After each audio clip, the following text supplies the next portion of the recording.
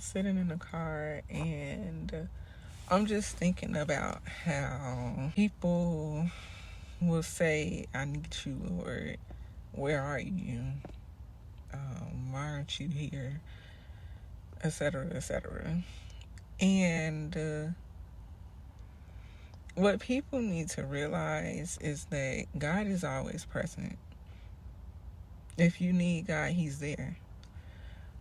But He comes in various ways, so you have to be willing to accept all of the ways that God is present. He's not just present in the way that you want Him to be present in. Sometimes God is present in the ways that you don't want Him to be present in. A lot of times He will be present in the ways that you don't want. He will be present in unexpected ways. And honestly, I feel like that's the beauty of God, because He chooses to communicate and be with us in so many ways.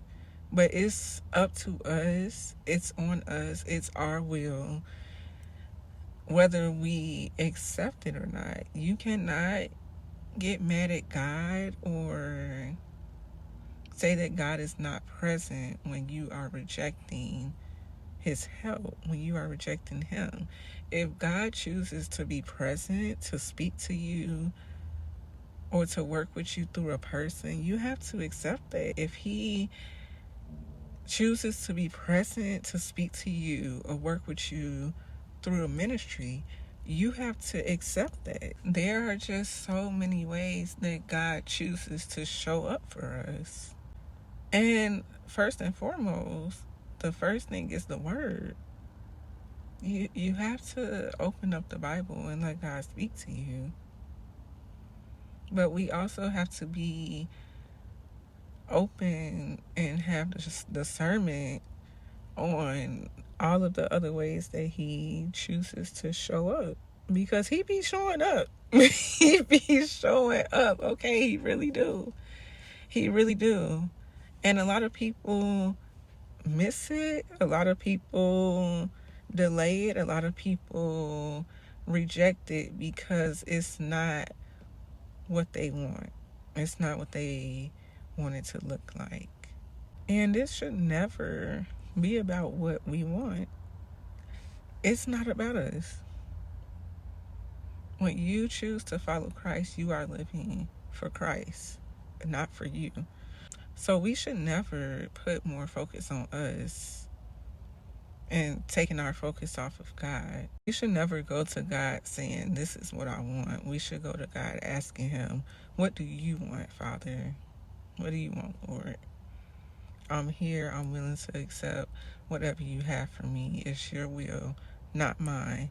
That's what that saying really means. It's God's will over our own. Our life is not our own. To Jesus we belong.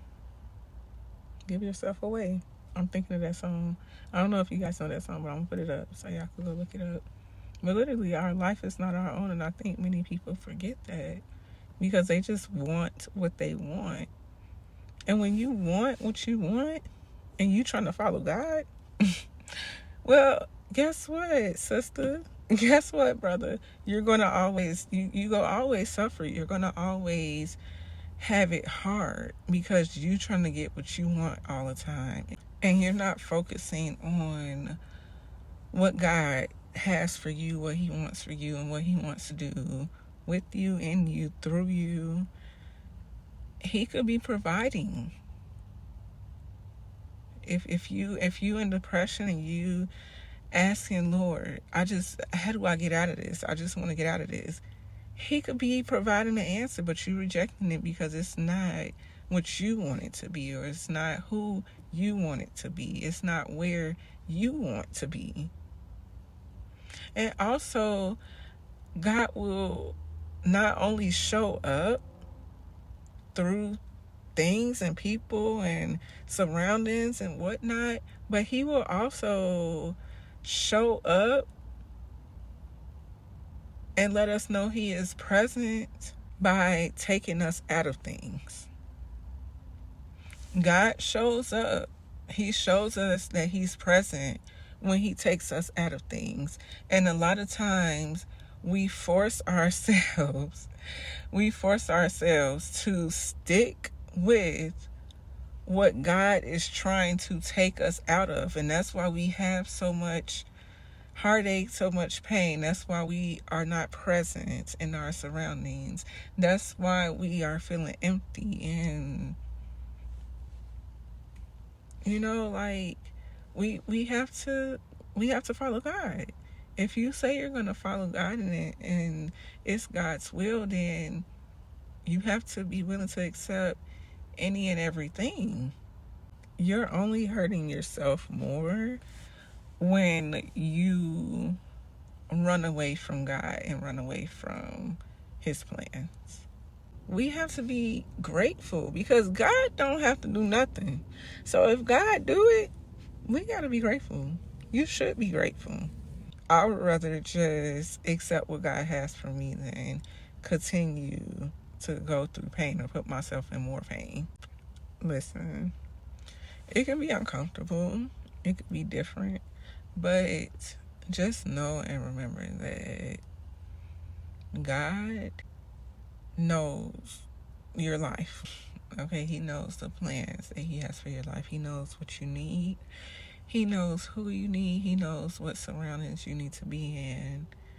He knows what you need to be doing. He knows what you need to be saying. He knows.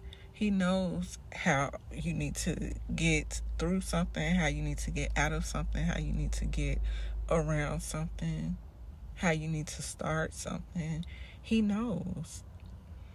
And we just really have to pay attention and make sure we are accepting what God is trying to do.